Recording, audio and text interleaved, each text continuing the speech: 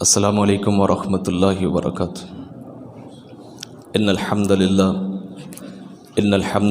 نحمده ونستعینه ونستغفره ونعوذ باللہ من شرور انفسنا ومن سیئات اعمالنا من يهده الله فلا مضل له ومن يضلل فلا هادي له واشهد ان لا اله الا الله وحده لا شريك له واشهد ان محمدا عبده ورسوله اما بعد فإن خير الحديث كتاب الله وخير الهدي هدي محمد صلى الله عليه وسلم وشر الأمور محدثاتها وكل محدثة بدعة وكل بدعة ضلالة وكل ضلالة في النار۔ قال الله تبارك وتعالى في كلامه المجيد والفرقان الحميد، أعوذ بالله السميع العليم من الشيطان الرجيم، بسم الله الرحمن الرحيم۔ ان عدۃ الشہور عند اللہ 12 شہرا فی کتاب اللہ یوم خلق السماوات والارض منها 4 حرم ذلک الدین القیم فلا تظلموا فیہن انفسکم وقاتلوا المشرکین کافۃ کما یقاتلونکم کافۃ واعلموا ان اللہ مع المتقین۔ رب اشرح لی صدری ویسر لی امری واحلل عقدۃ من لسانی یفقہوا قولی، رب زدنی علما رب زدنی علما رب زدنی فہما۔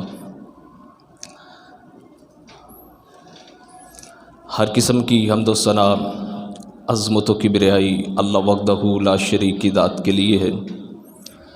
درود السلام سید الاولین والآخرین، امام الانبیاء والمرسلین، حضرت محمد مصطفیٰ صلی اللہ علیہ وآلہ وسلم کی ذات اقدس پر اللہ کی کروڑ کروڑ رحمتیں ہوں، اہل بیت اطہار پر، صحابہ کرام پر، تابعین اعظام پر، محدثین اکرام پر، اولیاء اعظام پر اور ان علماء کرام پر جنہوں نے اللہ کے پیغام کو اللہ کے بندوں تک پہنچانے کا حق ادا کیا۔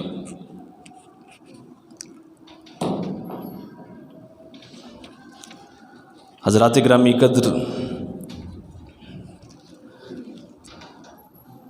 اسلامی تقویم کا، اسلامی کیلنڈر کا یہ پہلا مہینہ محرم الحرام ہے۔ اسلامی سال کی ابتدا جو ہے یہ محرم الحرام سے ہے، اور آپ جانتے ہیں کہ یہ سال جو ہے اس کے 12 مہینے ہیں، یہ کسی انسان کے مقرر کیے ہوئے نہیں بلکہ خود ذات باری تعالیٰ نے مقرر فرمائے ہیں۔ اور سورہ توبہ کے اندر اللہ تعالیٰ نے اس چیز کا اظہار بھی فرمایا۔ اللہ فرماتے ہیں ان عدۃ الشہور عند اللہ 12 شہرا فی کتاب اللہ یوم خلق السماوات والارض، کہ جس روز اللہ نے زمین و آسمان کو تخلیق کیا ہے اس روز سے اللہ کے ہاں مہینوں کی تعداد 12 ہے۔ یعنی یہ سال کے جو 12 مہینے ہیں یہ خود اللہ کے مقرر کردہ ہیں۔ یہ اللہ نے نظام سورج اور چاند کا اس طرح مقرر فرمایا ہے کہ ایک سال میں 12 مہینے بنتے ہیں۔ تو ان 12 مہینوں میں اللہ فرماتے ہیں من 4 حرم، 12 مہینوں میں سے 4 مہینے جو ہیں یہ حرام ہیں۔ حرام مہینے سے مراد حرمت والے، مقدس، محترم، احترام والے۔ تو 4 مہینے جو ہیں یہ محترم ہیں، احترام والے ہیں۔ ان 4 مہینوں میں سے محترم 4 ہیں، احترام والے ہیں۔ کیا مراد ہے اس سے؟ کہ باقی مہینوں میں کوئی احترام نہیں، باقی مہینوں میں جو جی چاہے کرو، نہیں، اس سے مراد یہ نہیں، بلکہ مراد یہ ہے کہ جس طرح باقی تمام مہینوں میں انسان کو اللہ کی نافرمانی سے، اللہ کی حکم عدولی سے، قتل و غارت گری سے، فتنے سے، لڑائی جھگڑے سے باز رہنا چاہیے، ان 4 مہینوں میں بالاولیٰ۔ مثال کے طور پر جس طرح رمضان کا مہینہ آتا ہے، لوگ کیا کرتے ہیں؟ کوشش کرتے ہیں کہ گناہوں سے دور رہیں، کوشش کرتے ہیں کہ اللہ کی زیادہ سے زیادہ اطاعت اور فرما برداری کریں۔ تو اس کا ہرگز یہ مطلب نہیں ہے کہ رمضان کے علاوہ باقی مہینوں میں گناہوں سے بچنا نہیں چاہیے یا اللہ کی اطاعت اور فرما برداری نہیں کرنا چاہیے، یہ ہرگز مطلب نہیں۔ تو اسی طرح یہ 4 محترم مہینے جس روز سے اللہ نے زمین و آسمان بنائے ہیں تب سے محترم رکھے ہیں، تو اللہ تعالیٰ فرماتے ہیں کہ ان مہینوں میں اپنے آپ پہ ظلم نہ کرو، مطلب گناہوں کا ارتکاب نہ کرو۔ وہ 4 مہینے کون سے ہیں؟ 3 مہینے لگاتار ہیں، سال کے آخری 2 مہینے ذی القعدہ اور ذی الحج، اور اس کے بعد محرم، یہاں سے نئے سال کی ابتدا ہے۔ گویا یہ 3 مہینے مسلسل ہیں، متواتر ہیں، لگاتار ہیں، سال کا پہلا مہینہ اور سال کے آخری 2 مہینے، اور چوتھا جو ہے وہ رجب ہے۔ یہ 4 حرمت والے مہینے ہیں، رجب ہے، محرم، رجب، ذی القعدہ اور ذی الحج۔ یہ اللہ تعالیٰ فرماتے ہیں کہ 4 مہینے جو ہیں یہ محترم ہیں، یہ حرمت والے مہینے۔ تو گویا محرم الحرام جو مہینہ ہے یہ اسلامی کیلنڈر کے 12 مہینوں میں سے پہلا مہینہ ہے، اور ان مہینوں میں شامل ہے کہ جن مہینوں کی حرمت کے بارے میں روز ازل سے اللہ تعالیٰ نے فیصلہ دیا ہوا ہے۔ اس محرم الحرام کی مناسبت سے چند ایک واقعات، چند ایک چیزیں جو ہماری تاریخ کے ساتھ منسلک ہیں، ان میں سب سے بڑی چیز واقعہ کربلا ہے۔ یہ دیکھیں کہ حرمت والا یہ ماہ محرم روز ازل سے چلتا آ رہا ہے، لیکن آج ہماری تاریخ میں اس کی وجہ شہرت سب سے زیادہ جو ہے وہ واقعہ کربلا کے ساتھ۔ حالانکہ واقعہ کربلا کب ہوتا ہے؟ سن 61 ہجری میں، جس روز حضرت عمر فاروق کے عہد خلافت میں یہ کیلنڈر ترتیب دیا گیا، ہجرت کو بنیاد بنا کر مسلمانوں کا ایک اپنا علیحدہ سے کیلنڈر جو ہے وہ چلایا گیا، جس کی بنیاد حضور صلی اللہ علیہ وسلم کی مدینہ منورہ میں ہجرت رکھی گئی۔ تو اس ہجرت کے 61 سال بعد یہ واقعہ کربلا جو ہے وہ پیش آتا ہے، لیکن یہ واقعہ اتنا اندوناک ہے، یہ واقعہ اپنی نوعیت کے اعتبار سے اتنا اہم ہے کہ جس کی بنیاد پر واقعی تمام چیزیں جو محرم الحرام سے نسبت رکھتی ہیں وہ پیچھے چلے گی، اور یہ واقعہ جو ہے محرم الحرام کے ساتھ نسبت کے طور پر نمایاں ہو گیا، کیونکہ یہ واقعہ چھوٹا نہیں تھا، بہت بڑا واقعہ تھا کہ جس واقعے کے اندر حضور کے اہل بیت کی بے توقیری کی گئی تھی، حضور کے اہل بیت کو ذبح کیا گیا تھا، قتل کیا گیا تھا، شہید کیا گیا تھا۔ بہرحال یہ انشاءاللہ چیز اگلے خطبہ جمعۃ المبارک میں کوشش کروں گا بیان کروں، واقعہ کربلا، اس کے اسباب، اس کا پس منظر اور فلسفہ شہادت حسین جو ہے، یہ انشاءاللہ آئندہ خطبہ جمعۃ المبارک میں۔ تو یہ محرم الحرام جو ہے، اس کی 10 تاریخ کو، جس کو ہم یوم عاشور بولتے ہیں، اس کے روزے کی حدیث مبارکہ میں بڑی فضیلت ہے۔ نبی پاک صلی اللہ علیہ وسلم نے ارشاد فرمایا کہ اس ایک دن کے روزے کی وجہ سے اللہ رب العزت 1 سال کے گناہ معاف فرما دیتے، تو اس لیے محرم الحرام کی 10 تاریخ کو روزہ جو ہے یہ ضرور رکھنا چاہیے۔ اس کا پس منظر کیا ہے؟ کیوں حضور صلی اللہ علیہ وسلم اس روز روزہ رکھا کرتے تھے؟ پہلی وجہ یہ ہے، سماعت فرما لیجئے، رمضان کے روزے فرض ہونے سے پہلے یوم عاشور کا روزہ مسلمانوں پہ فرض تھا۔ رمضان کے روزے فرض ہونے سے پہلے یوم عاشور کا روزہ مسلمان رکھا کرتے تھے۔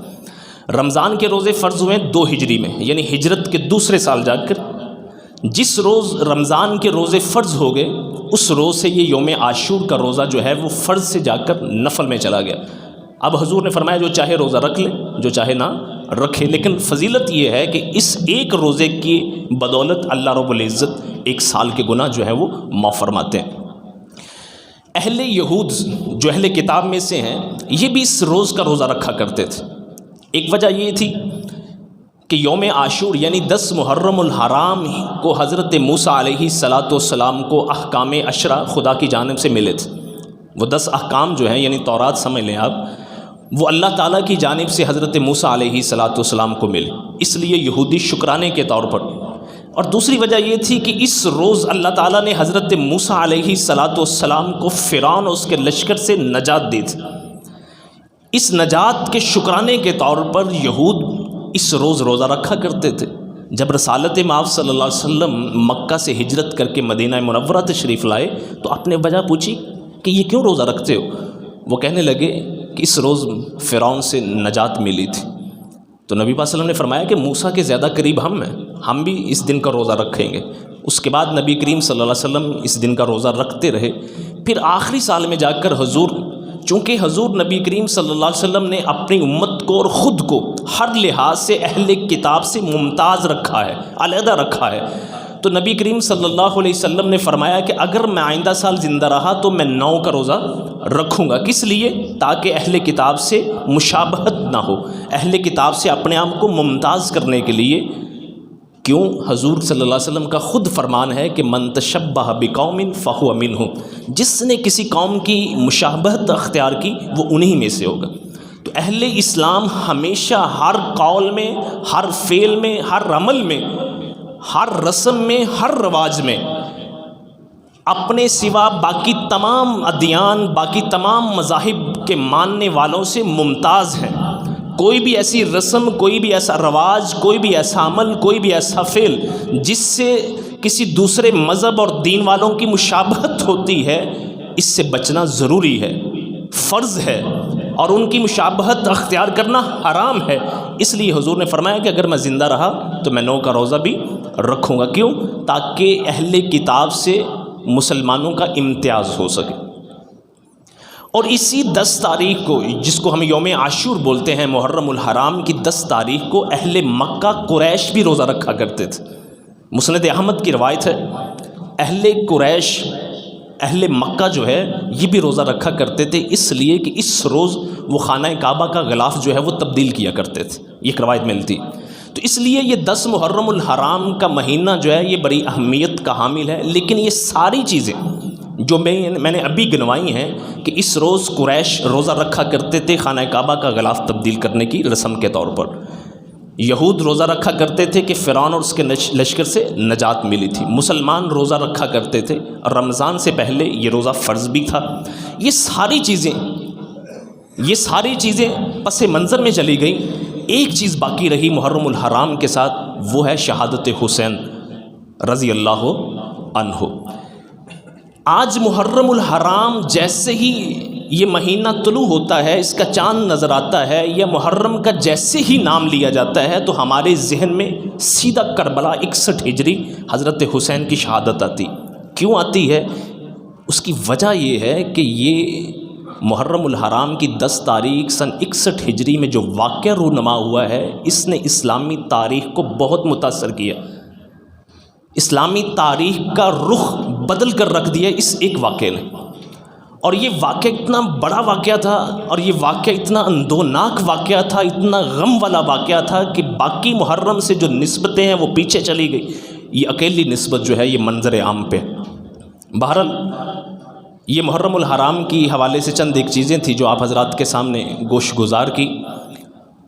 اس کے بعد چونکہ اس محرم الحرام کے مہینے میں آپ نے دیکھا ہے کہ حضور کے اہل بیت کا، خصوصاً حضرت علی المرتضیٰ، حضرت حسن و حسین کا تذکرہ کیا جاتا ہے، ان کے مناقب بیان کیے جاتے ہیں، ان کی شان بیان کی جاتی ہے. اس حوالے سے بھی چند ایک چیزیں آپ حضرات کے سامنے رکھتا ہوں. سب سے پہلی چیز کہ حضور کے اہل بیت سے مراد کیا ہے. حضور کے اہل بیت سے کیا مراد؟ انشاءاللہ آئندہ خطبہ جمعۃ المبارک میں حضرت حسن اور حسین، ان کے کچھ مناقب اور فلسفہ شہادت حسین جو ہے یہ میں انشاءاللہ بیان کروں گا. آج کے خطبہ جمعۃ المبارک میں بنیادی چیزیں جو ہیں وہ آپ سن لیجئے کہ حضور کے اہل بیت سے مراد کیا ہے. یہ لفظ ہم اکثر سنتے ہیں کہ حضور کے اہل بیت سے کیا مراد. بیت کا مطلب ہوتا ہے گھر. بیت کا مطلب کیا ہوتا ہے؟ بول کے بتائیں جی. بیت کا مطلب ہوتا ہے گھر. اہل کا مطلب ہوتا ہے والے. اہل بیتن اصل لفظ ہے عربی زبان میں. اہل بیتن گھر والے. ان گھر والوں سے کیا مراد؟ سن لیجئے. حضور کے اہل بیت میں 3 قسم کے افراد شامل ہیں. ہم اہل سنت کے نزدیک حضور کے اہل بیت میں 3 قسم کے لوگ شامل ہیں. سب سے پہلے حضور کے اہل بیت میں حضور کی ازواج مطہرات. کون ہیں؟ حضور کی ازواج مطہرات. دوسرے نمبر پہ حضور کے اہل بیت میں حضور کے داماد چچا زاد بھائی حضرت علی المرتضیٰ شیر خدا رضی اللہ تعالیٰ عنہ، ان کی بیوی سیدۃ النساء عالمین سیدہ فاطمہ رضی اللہ عنہا، اور ان کے دونوں بیٹے حضرت حسن اور حضرت حسین رضی اللہ عنہم، یہ حضور کے اہل بیت میں شامل۔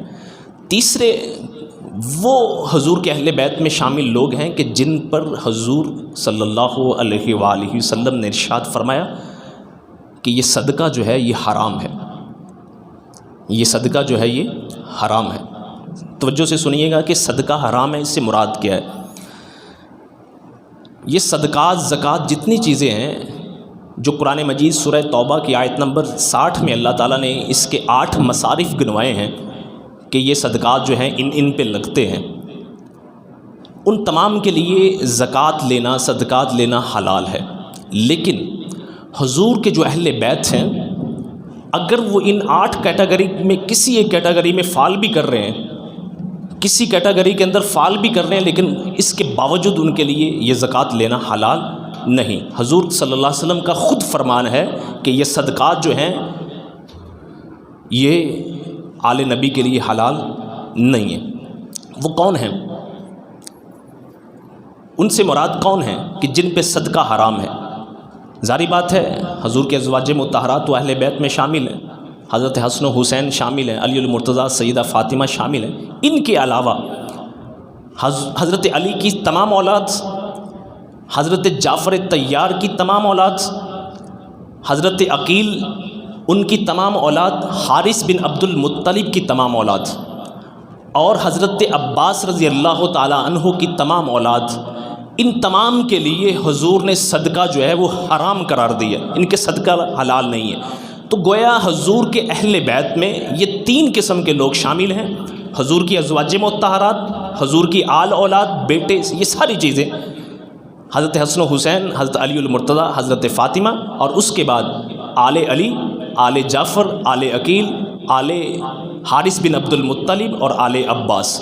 یہ تمام کے تمام جو شخصیات میں نے گنوائی ہیں، انشاءاللہ کبھی موقع ملا تو فرداً ان کا تعارف آپ حضرات کے سامنے پیش کروں گا۔ ان تمام پر صدقہ حرام ہے اور یہ حضور کے اہل بیت میں شامل ہیں۔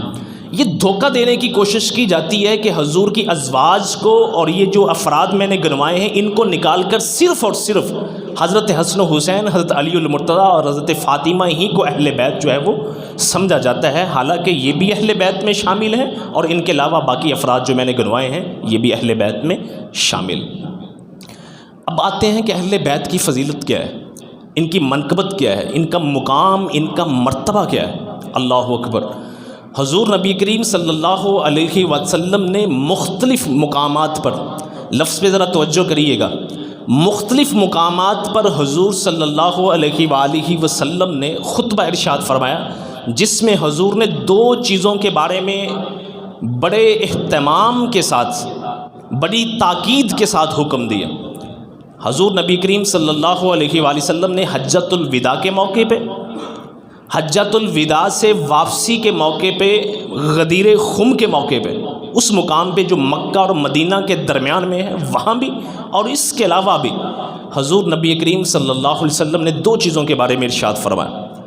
کیا فرمایا؟ ایھا الناس انما انا بشر، لوگوں میں بھی ایک انسان ہوں، یوشک ان یاتینی رسول ربی، اب وہ وقت آنے والا ہے کہ اللہ کی طرف سے موت کا فرشتہ میرے پاس آئے، فاجیب، میں اس موت کے فرشتے کی آواز پہ لبیک کہہ دوں، یعنی میں اس دنیا سے چلا جاؤں۔ وانا تارکم فیکم الثقلین، میں تمہارے درمیان میں 2 عظیم چیزیں چھوڑ کر جا رہا ہوں۔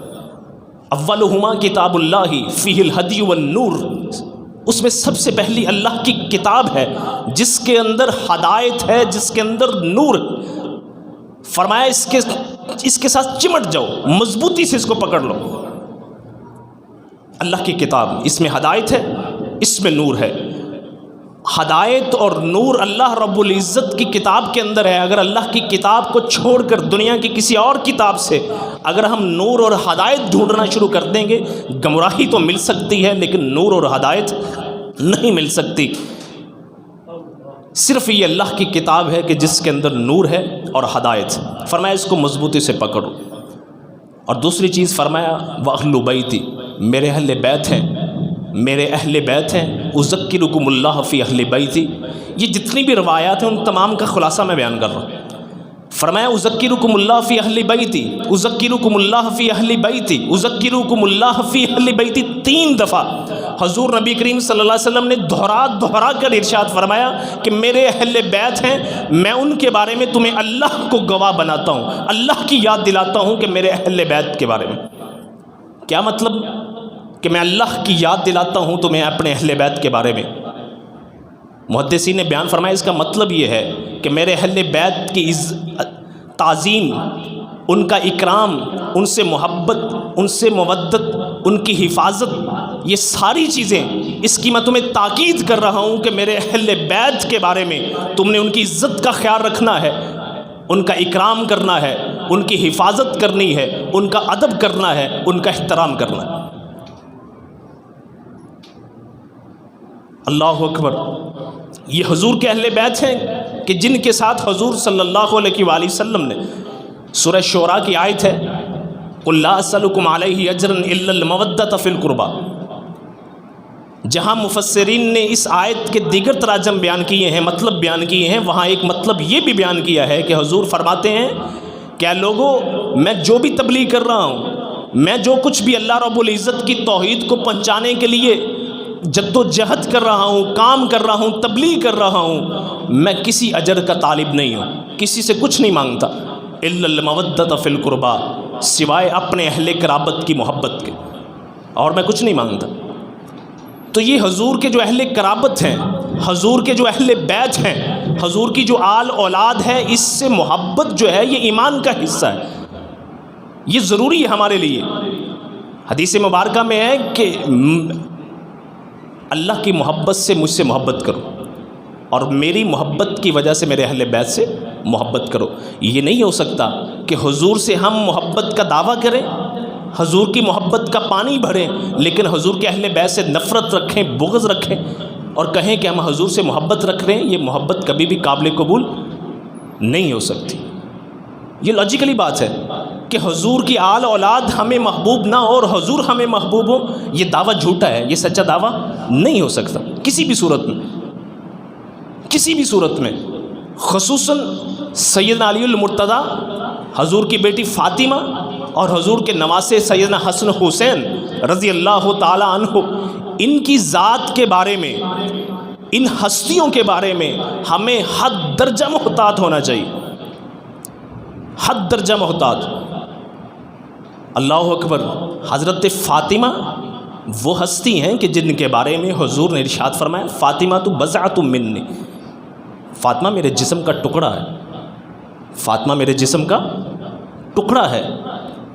یغبزنی ما اغضبہا، یریبنی ما ارابہا، یؤذینی ما اذاہا، یہ 3 الفاظ حضور نے فرمایا جو چیز فاطمہ کو غضبناک کرے گی، جو چیز فاطمہ کو ناراض کرے گی، جو چیز فاطمہ کو اذیت دے گی، وہ مجھے محمد صلی اللہ علیہ وسلم کو اذیت دے گی۔ اللہ اکبر۔ اس کا پس منظر کیا ہے؟ یہ جو حدیث آپ نے بار بار سنی، اس کا پس منظر کیا ہے؟ اللہ اکبر۔ توجہ سے بات سنیے گا کہ یہ لفظ جو میں نے ابھی بولے ہیں، یہ حضور نے کس سے ارشاد فرمائے تھے اور کب ارشاد فرمائے تھے، وجہ کیا بنی تھی؟ خود داماد رسول علی المرتضیٰ رضی اللہ تعالیٰ عنہ نکاح کرنا چاہتے ہیں، کس سے؟ ابو جہل کی بیٹی سے۔ کس سے؟ ابو جہل کی بیٹی سے۔ مسلمان ہو چکی ہے، مومن ہو چکی ہے، دار اسلام میں داخل ہو چکی ہے، حضور نے اس کا اسلام، اس کا ایمان قبول کیا ہے۔ حضرت علی المرتضیٰ نکاح کرنا چاہتے ہیں ابو جہل کی بیٹی سے۔ اللہ اکبر۔ کیا علی المرتضیٰ غلط کام کر رہے تھے؟ یہ شریعت حق دیتی ہے مرد کو کہ وہ ایک وقت کے اندر 4 عورتوں سے نکاح کر سکتا، شریعت حق دیتی، اللہ نے قرآن میں حق دیا ہے، اور اسی حق کو استعمال کرتے ہوئے علی المرتضیٰ رضی اللہ تعالیٰ عنہ نے نکاح کا پیغام بھیجا ہے ابو جہل کی بیٹی کے ہاں۔ قریش کی عورت ہے، حضور اور علی المرتضیٰ کا ہی قبیلہ ہے، سردار کی بیٹی ہے، ایمان لا چکی ہے، ایمان قبول کر چکی ہے۔ علی المرتضیٰ نکاح کرنا چاہتے ہیں۔ حضور صلی اللہ علیہ وآلہ وسلم کو پتہ چلتا ہے، حضور مسجد میں تشریف لاتے ہیں، ممبر پر براجمان ہو کر خطبہ دیتے، اللہ کی حمد و ثنا بیان کرنے کے بعد حضور فرماتے ہیں کہ لوگوں یاد رکھو فاطمہ تو بضعۃ منی، فاطمہ میرے جسم کا ایک ٹکڑا ہے، جو چیز فاطمہ کو اذیت دے گی وہ مجھے محمد صلی اللہ علیہ وسلم کو اذیت دے گی. یہ حضور نے اس وقت ارشاد فرمایا تھا. اور اس وقت علی المرتضیٰ سے حضور نے فرمایا علی اگر چاہتے ہی ہیں نکاح کرنا تو فاطمہ کو طلاق دے دیں. اگر علی چاہتے ہی ہیں کہ وہ نکاح کریں ابو جہل کی بیٹی سے تو فاطمہ کو طلاق دے دیں. اللہ اکبر. یہ شرف علی المرتضیٰ جیسا شخص کبھی بھی اپنے ہاتھ سے جانے نہیں دے سکتا تھا. فاطمہ وہ ہستی ہیں کہ جن سے نکاح کرنے کے کئی ایک امیدوار تھے، کئی ایک خواہش مند تھے کہ حضور کی یہ چہیتی صاحبزادی ان کے ساتھ نکاح کر لے، حضور کی دامادی کا شرف مل جائے اور حضور کی اس بیٹی سے نکاح کا شرف مل جائے کہ جو سب سے چہیتی ہے. لیکن حضور نے منتخب فرمایا علی المرتضیٰ رضی اللہ تعالیٰ عنہ کو. لیکن اس موقع پہ حضور فرماتے ہیں کہ علی اگر تم نکاح کرنا ہی چاہتے ہو تو میری بیٹی کو طلاق دے دو. تو علی یہ شرف کبھی بھی ہاتھ سے جانے نہیں دے سکتے تھے. انہوں نے اپنا ارادہ ترک کر دیا اور سیدہ فاطمہ کی موجودگی میں جتنی دیر سیدہ فاطمہ علی المرتضیٰ کے عقد میں نکاح میں رہی ہیں علی المرتضیٰ نے دوسری شادی نہیں کی. اس موقع پہ حضور نے ایک اور ارشاد فرمایا تھا، فرمایا یہ نہیں ہو سکتا کہ اللہ کے دشمن اور اللہ کے نبی کی بیٹی ایک ہی مرد کے نکاح میں رہے. یہ نہیں ہو سکتا کہ ایک شخص کے ہاں ایک شخص کے نکاح میں اللہ کے نبی کی بیٹی ہے اور اسی شخص کے نکاح میں اللہ کے دشمن کی بیٹی ہے. یہ نہیں ہو سکتا. یہ فاطمہ ہے. حضرت عائشہ فرماتی ہیں کہ حضور سے سب سے زیادہ چال ڈھال میں جو مناسبت رکھتی تھی، جو مشابہت رکھتی تھی، وہ سیدہ فاطمہ رضی اللہ تعالیٰ عنہا ہے.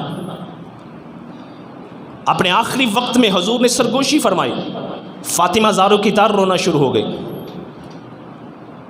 پھر دوسری سرگوشی فرمائی، فاطمہ مسکرا دی. کئی دفعہ بیان کیا حضور نے فرمایا کہ اب میں اس دنیا سے جانے والا. حضرت فاطمہ رو پڑی. بیٹی تھی، باپ کا غم ہے، باپ کا غم ہے، بیٹی رو پڑی. حضور نے دوبارہ ارشاد فرمایا. دو مختلف روایات میں دو چیزیں ملتی ہیں. ایک حضور نے یہ فرمایا کہ بیٹی میرے اہل بیت میں سب سے پہلے جو مجھ کو آ کر ملے گا وہ تم ہوگی. جب سیدہ فاطمہ کے کان میں حضور نے یہ بشارت سنائی کہ میرے اہل بیت میں سب سے پہلے جو آ کر مجھ کو ملے گا، جس کی میرے سے ملاقات ہوگی وہ فاطمہ تم ہو، تو سیدہ فاطمہ مسکرا دی. اللہ اکبر، اللہ اکبر. حضور کے علم کی انتہا دیکھی، حضور کے علم کی انتہا دیکھی. حضور کے اہل بیت میں حضور کی وفات کے بعد، حضور کے اس دنیا سے رخصت ہو جانے کے بعد، سیدہ فاطمہ کی وفات تک حضور کے اہل بیت میں کوئی اور فرد فوت نہیں ہوا. حضور کے اہل بیت میں کوئی اور فرد فوت نہیں ہوا. کیوں؟ یہ حضور کی زبان تھی. وما ينطق عن الهوى ان هو الا وحی یوحی. یہ وہ زبان تھی. تاریخ دانوں نے لکھا ہے کہ 6 ماہ بعد، کچھ نے لکھا ہے 3 ماہ بعد حضور کے، اور کچھ نے اکثر نے لکھا ہے کہ 6 ماہ بعد حضرت فاطمہ کا انتقال ہوتا ہے. دوسری چیز جو حضور نے کان میں ارشاد فرمائی تھی، فرمایا اما ترضی ان تکونی سیدۃ نساء العالمین. فاطمہ تو اس بات پہ راضی نہیں ہو جاتی کہ دنیا جہان کی عورتوں کی سردار تم ہو. فاطمہ تم اس بات پہ راضی نہیں ہو جاتی کہ جنتی عورتوں کی سردار تم ہو. یہ فاطمہ ہیں، یہ حضور کے اہل بیت سے، یہ والدہ ہیں، یہ ماں ہیں جن کے بیٹے حسن و حسین. اللہ اکبر. حضرت علی المرتضیٰ کی علیحدہ میں شان بیان کروں گا، شہادت کو آئندہ خطبہ جمعۃ المبارک میں بیان کروں گا. لیکن آپ کے اہل بیت کا مقام اور مرتبہ کیا ہے، یہ میں کس لیے بیان کر رہا ہوں شہادت سے پہلے؟ اس لیے بیان کر رہا ہوں کہ تاریخی روایات کے اندر پڑھ کر ہم اس قدر آگے نکل جاتے ہیں کہ ہمیں بسا اوقات یہ پاس نہیں رہتا، یہ خیال نہیں رکھتا کہ ہم بات کن ہستیوں کے بارے میں کر رہے ہیں. ہم بات کن ہستیوں کے بارے میں کہہ رہے ہیں. یزید کا معاملہ ہو، حضرت حسین کی شہادت کا معاملہ ہو، یہ ساری کی ساری جنگوں کا معاملہ ہو، جتنا بھی معاملہ ہو ڈسکس کریں، اس کو بیان کریں، اس کو سنیں، لیکن احتیاط کا دامن ہاتھ سے نہیں چھوڑنا چاہیے. کیوں کہ یہ وہ ہستیاں ہیں کہ جن کی شان کے اندر بے ادبی جو ہے وہ ہمیں جہنم رسید کر سکتے۔ میں نے کئی دفعہ بیان کیا ہے یزید کے لیے میرے دل میں کوئی ہمدردی نہیں ہے، اگر اس کے بارے میں کسی نے اونچ نیچ کر بھی دی ہے تو ایسے ہی ہے کسی عام شخص کے بارے میں کی ہے، لیکن ان کے مقابلے میں یہ ہستیاں جو ہیں اگر ان کی شان میں کسی نے بے ادبی کی، گستاخی کر دی، وہ سیدھا کا سیدھا جہنم میں۔ حضور کو کیا پڑی ہے کہ لاکھوں کے مجمع کے سامنے اپنے اہل بیت کا ذکر کر رہے ہیں؟ کیوں پڑی؟ کوئی اہمیت ہے تو حضور نے یہ بات بیان کی ہے۔ اللہ اکبر۔ حسن و حسین مسجد میں تشریف لاتے ہیں تو حضور ممبر سے نیچے اتر آتے ہیں۔ حضور خود نام تجویز کیا ہے۔ حضرت حسن پیدا ہوئے، حضور نے فرمایا علی نام، فرمایا حرب رکھا ہے۔ حرب کا مطلب ہوتا ہے جنگجو۔ حضرت علی المرتضیٰ کی شجاعت ضرب المثل ہے، بڑے بہادر تھے، اسی بہادری کی نسبت سے بیٹے کا نام حرب جنگجو رکھا۔ حضور نے فرمایا نہیں حسن۔ جب حسین پیدا ہوئے پھر علی المرتضیٰ نے نام حرب تجویز کیا، حضور نے فرمایا نہیں حسین۔ یہ حضور کے نام رکھے ہوئے۔ مسجد میں تشریف لاتے ہیں، حضور ممبر سے نیچے اتر جاتے ہیں، پکڑ کر بٹھاتے ہیں ممبر پہ۔ حضرت حسن پاس بیٹھے ہوئے ہیں، حضور خطبہ دے رہے ہیں، کبھی لوگوں کی طرف دیکھتے ہیں، کبھی حسن کی طرف دیکھتے ہیں۔ یہ حسن و حسین۔ اللہ اکبر۔ ان کو کندھوں پہ سوار کرتے ہیں۔ یہ نماز کے اندر سجدے کی حالت میں اگر حضور پہ سوار ہوتے ہیں تو حضور سجدہ لمبا کر دیتے، اتنا لمبا سجدہ کر دیتے ہیں کہ لوگوں کے دل میں خیال پیدا ہو سکتا ہے خدا نہ خواستہ حضور اپنے رب کے پاس نہ چلے گئے ہوں۔ پیچھے سے سر اٹھا کر دیکھتے ہیں، کیا دیکھتے ہیں کہ حضور اسی دنیا میں موجود ہیں، لیکن ماجرا یہ ہے کہ اوپر حسن و حسین سوار ہے، حضور سجدہ لمبا کیے ہوئے۔ یہ کوئی معمولی ہستیاں نہیں ہیں۔ ہما رہانی من الدنیا، یہ حضور کا ارشاد ہے کہ یہ دنیا کے دو میرے پھول ہیں۔ ریحان، یہ ہم نام رکھتے ہیں ریحان، اس کا ہم اردو میں ترجمہ پھول کرتے ہیں، لیکن یہ مکمل معنی نہیں ہے، مکمل مفہوم نہیں ریحان کا۔ پچھلے سال میں نے اس کا ترجمہ بیان کیا تھا۔ ریحان کے اندر 3 چیزیں ہیں۔ ریحان کے اندر کتنی چیزیں ہیں؟ بولیے جی 3۔ ہم سمجھنے کے لیے اردو میں ترجمہ پھول کر دیتے ہیں، لیکن پھول کے ترجمے سے حضرت حسن و حسین کی عزت، ان کا مقام، ان کا مرتبہ واضح نہیں ہوتا۔ ریحان کے اندر 3 چیزیں ہیں، رحمت، راحت، رزق۔ یہ 3 چیزیں، ان کے مجموعے کو ریحان کہا جاتا ہے۔ تو حضور نے فرمایا کہ یہ دنیا کے میرے 2 ریحان ہیں۔ کیا مطلب ہے؟ کہ یہ میرا رزق ہے جو اللہ نے مجھ کو عطا کیا ہے، یہ میرا رزق ہے جو اللہ نے مجھ کو عطا کیا ہے، یہ میری راحت ہے جو اللہ نے مجھ کو عطا کی ہے، یہ میرے لیے رحمت ہے جو اللہ نے مجھ کو عطا کی۔ جو حضور کا سکھ اور چین ہے، حضور کا رزق ہے، وہ حسن و حسین ہے۔ اور ان کی شہادت، حضرت حسین کی شہادت کی پیشین گوئی حضور کو پہلے دے دی گئی تھی، اور حضور کی آنکھوں سے آنسو آ گئے تھے۔ یہ انشاءاللہ آئندہ خطبہ جمعۃ المبارک میں چیزیں بیان کروں گا حضرت حسین کی شہادت کے بارے۔ یہ اہل بیت ہیں حضور کے۔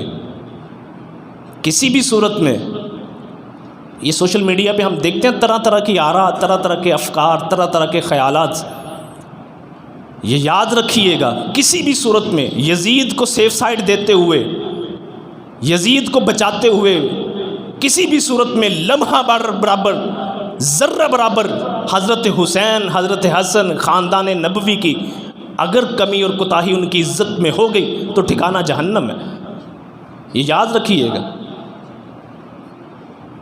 کسی بھی صورت میں تاریخی روایات کی بنیاد پر، تاریخی روایات کی بنیاد پر، یہ میں بار بار دہرا رہا ہوں، تاریخی روایات کی بنیاد پہ کسی بھی صورت میں اپنے ذہن میں یہ تصور بھی نہ لے کر آئیے گا کہ حضور کے اہل بیت خصوصاً حسن و حسین، علی المرتضیٰ، سیدہ فاطمہ کی شان میں ذرہ برابر بھی کوئی گستاخی کا نسب نکلے، کوئی ایسا جملہ، کوئی ایسی بات کہ جن سے ان کی عزت میں کمی محسوس ہو، جن سے ان کی بے ادبی ہو، یہ انسان کے جہنم رسید کرنے کے لیے کافی۔ احتیاط کا دامن ہاتھ سے نہ چھوڑیے گا۔ جو ان ذات کے بارے میں، ان ہستیوں کے بارے میں غلو کا شکار ہیں، ان کی شان میں غلو کرتے ہیں، ان کو خدا کے مرتبے تک پہنچا رہے ہیں، انبیاء سے بڑھا رہے ہیں، ان کے بارے میں ہم سے سوال نہیں ہوگا، یہ ذہن میں رکھیے گا۔ وہ جو کرتے ہیں کرنے دیں، کرنے دیں، جہنم میں جائیں، بھاڑ میں جائیں۔ جو ان ہستیوں کو خدا سے ملاتے ہیں، جو ان ہستیوں کو انبیاء سے بڑھا دیتے ہیں، جہنم میں جائیں۔ لیکن اس کا ہرگز یہ مطلب نہیں ہے کہ ان کا توڑ کرتے ہوئے، ان کا رد کرتے ہوئے، ان کی مخالفت کے اندر ہم ان ہستیوں کو ان کے اصل مقام سے بھی گرا دیں۔ یہ افراط اور تفرید دونوں ہمارے لیے ہلاکت کا باعث ہے، ہمارے لیے تباہی ہے، بربادی ہے۔ لاکھوں کے مجمع میں حضور فرما رہے ہیں اذکرکم اللہ فی اہل بیتی، میں اپنے اہل بیت کے بارے میں تمہیں اللہ کی یاد دلاتا ہوں۔ یہ حضور نے کیوں فرمایا تھا؟ یہ حضور کو چیز کیوں پیش آئی تھی؟ بات توجہ سے سن رہے ہیں؟ یہ حضور کو چیز بیان کرنے کی ضرورت کیوں پیش آئی تھی؟ کیا لوگ حضور سے محبت نہیں کرتے تھے؟ حضور کے اہل بیت سے محبت نہیں کرتے تھے؟ حضور کے ازواج کو ام المومنین نہیں کہا کرتے تھے؟ ان کا احترام نہیں کیا کرتے تھے؟ ان کو دیکھ کر اپنی آنکھیں جھکا نہیں لیا کرتے تھے؟ حضور کو یہ ضرورت کیوں پیش آئی تھی؟ یہ انشاءاللہ آئندہ خطبہ جمعۃ المبارک میں بیان کروں گا۔ جب فلسفہ شہادت میں بیان کروں گا تو یہ چیز انشاءاللہ بیان کروں گا کہ حضور کو یہ ضرورت کیوں پیش آئی تھی۔ تو اس لیے یہ آج کے خطبہ جمعۃ المبارک کا سمیل مغز ہے، آج کے خطبہ جمعۃ المبارک کا یہ پیغام ہے کہ اس واقعہ کربلا کو بیان کرتے ہوئے، اس ساری چیزوں کو سنتے سناتے، پڑھتے پڑھاتے، صرف ایک چیز کا خیال ہمیشہ رہے، کسی بھی صورت میں ایسی کوئی بات ہماری زبان سے نہ نکلے کہ حضور کے اہل بیت کی جس سے بے توقیری ہو، حضور کے اہل بیت کی شان ذرا کم ہو، کسی بھی صورت میں ہماری زبان سے یہ لفظ نہیں نکلنا چاہیے۔ اللہ سے دعا ہے اللہ رب العزت ہمارا خاتمہ ہمارا خاتمہ ایمان کے ساتھ فرمائے، ہمارا حشر اللہ اپنے محبوبوں کے ساتھ کرے، حضور کے ساتھ، حضور کے اہل بیت کے ساتھ زندہ رکھے، تو حضور کی محبت میں، حضور کے اہل بیت کی محبت میں ہمیں فوت کرے، ہمیں موت دے، حضور کی محبت میں، حضور کے اہل بیت کی محبت میں۔ انشاءاللہ ذرا وقت پہ تشریف لائیے گا، آئندہ خطبہ جمعۃ المبارک میں فلسفہ شہادت حسین جو ہے یہ بیان کیا جائے گا، اور کچھ اس کا پس منظر جو ہے، جو اس کے اسباب ہیں، یہ میں پہلی دفعہ بیان کرنے جا رہا ہوں۔ اس سے پہلے جب سے میں جمعہ پڑھا رہا ہوں میں نے اتنی ڈیٹیل میں بیان نہیں کی چیزیں جتنی ڈیٹیل میں انشاءاللہ میں بیان کرنے جا رہا ہوں۔ صرف گزارش ہے کہ ذرا وقت پہ تشریف لائیے گا تاکہ پوری بات جو ہے یہ سننے کا اور سمجھنے کا موقع ملے۔ اقول قولی ھذا استغفر اللہ لی و لکم ولسائر المسلمین۔